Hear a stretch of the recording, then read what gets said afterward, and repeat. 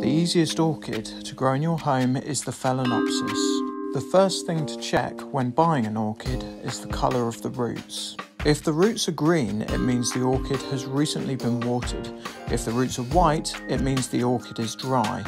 When you get your orchid home from your local garden centre, do not give it any water for up to 3 to 4 days. When you get your orchid home, place it in a nice warm room with no direct sunlight. If the roots are still green after 4 days, leave it for longer before watering it. If the roots are white after 4 days, you'll need to give it some water.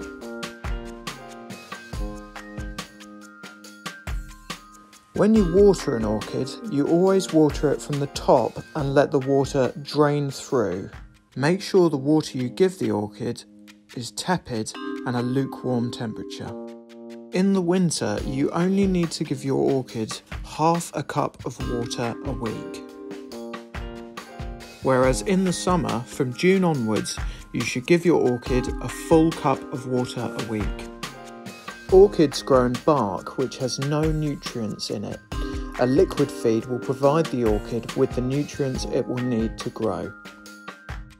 The orchids need a feed which has a relatively balanced NPK reading. There are 2 types of feed you use on orchids, one for when it's out of flower and one for when it's in flower.